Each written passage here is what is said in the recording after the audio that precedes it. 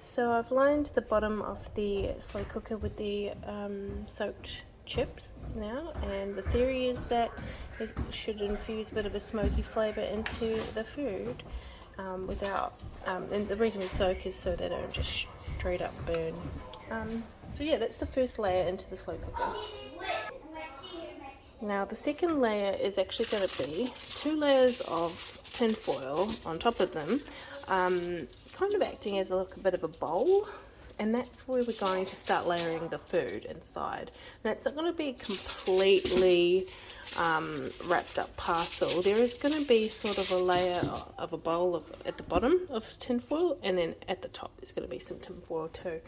But there is going to be like a bit of a gap in the middle-ish, and hopefully that just helps a bit of that moisture escape into this area, rather than all of the moisture just being contained in the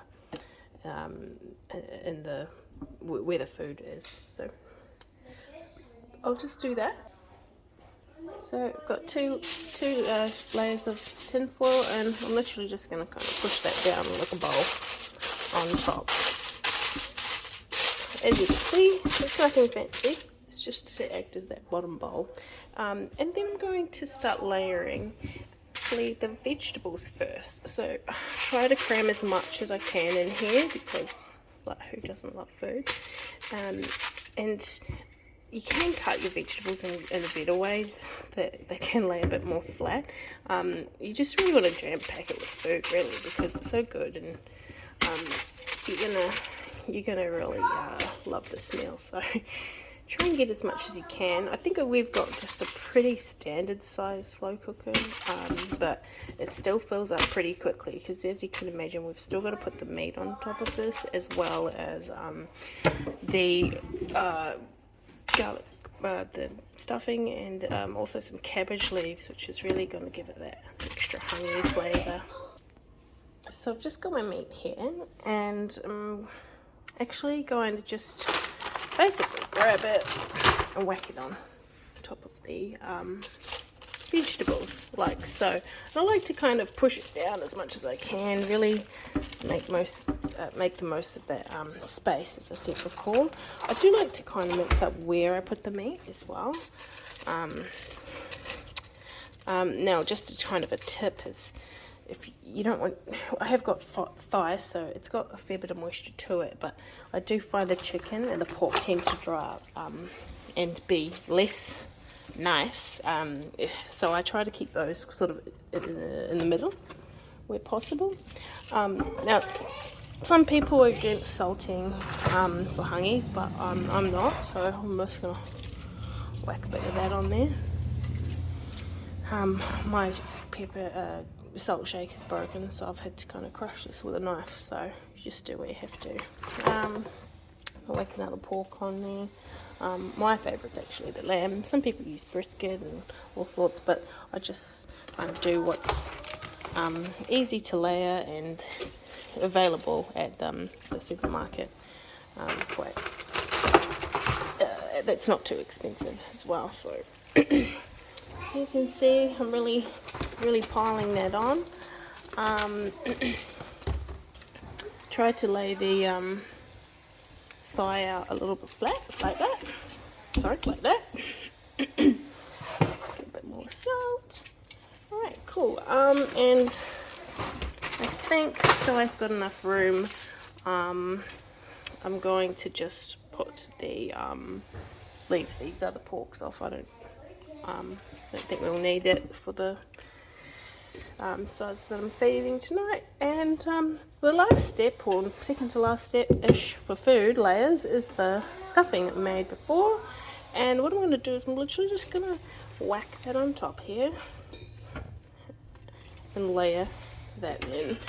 And the garlic from this, like, hopefully if you do like garlic, the garlic from the garlic bread stuffing is just so incredible. It just gives such an excellent flavour. So I try to really cover that meat, because I'd rather have the garlic bread or stuffing get a little bit crusty from the heat on the slow cooker rather than the meat overcooking, if anything. So it kind of acts as a little barrier to keep that nice and moisturous.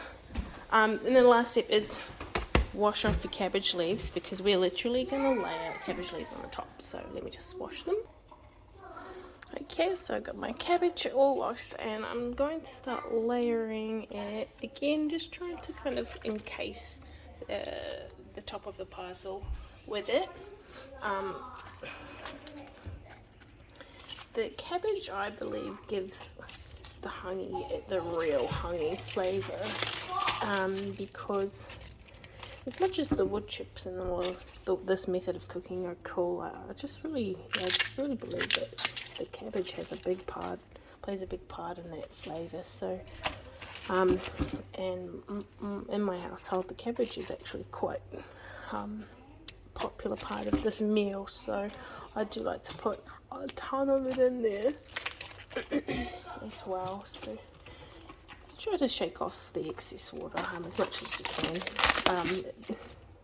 It's okay if it's a bit wet, but it is a very high moisture meal to cook. So yeah, as I say, with the bowl, the tin foil, because what we're going to do is we're actually going to put another layer of tin foil on top, and if you encase it a lot between the two tin foil layers, you just may notice that that moisture just is contained within the food parcel, and it might make the bottom vegetables and everything a bit soggy. So I believe kind of having the top lid, treat it more of as a lid separate to the bowl, if possible. So I'm going to just do that now.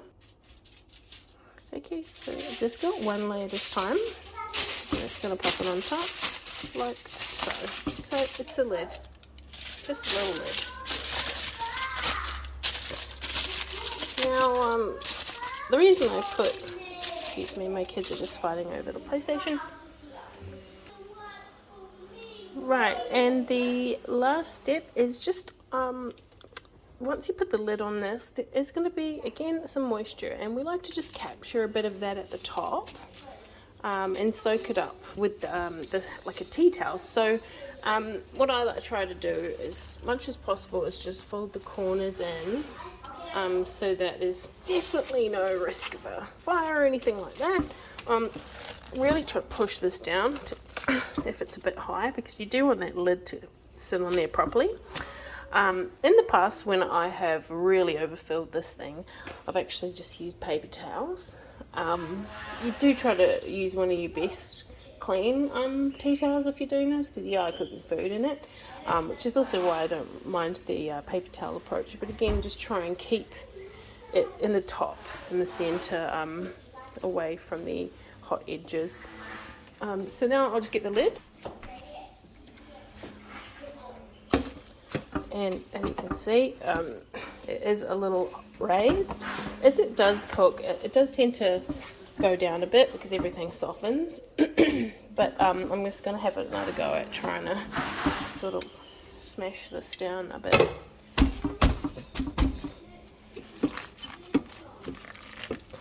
And yeah, so even though this might seem like a bit of an involved process, and hey, I'm not 100% sure, how much of each step is necessary and what is doing what. It's just kind of the way that we've always done it, based on the tips that we had heard. I'll really squish that. There we go. Now it actually closes. You might see a slight lean to my slow cooker. It's got a bit of a issue with a foot. Anyways, so that's that. Now what we do is we usually leave it on for like 5 hours on low. 5-6 hours. We can kind of tell by the smell now how good it's going. But definitely would leave it for at least 5 hours on low. And just open up and have a look if you're not sure if it's ready, but do prepare it nice and early. So this is for dinner, and I'm waking it on at like 10:30. If it's made before then, we usually like to have a bit of a big afternoon dinner. Yeah, so we'll come back once it's ready. So yeah, just another side note is I've just whacked it onto a little board here. Make sure it's away from the edge of the bench. It is going to get really hot, so if your kids come in, they smell it and they touch this, you know, they will get burnt. So just make sure you keep an eye on that. I've also got it next to a window for ventilation. We don't have a extractor fan in our kitchen in this house, so usually I might actually put it underneath like a stovetop extractor fan, but this house does not have that. So hence why I've just put it over here. You may find the flies are very attracted to that smell, so do keep an eye on the lid. If you haven't quite got it flushed down like me, make sure you do by the time it really starts stewing. And yeah, we'll check back once it's ready.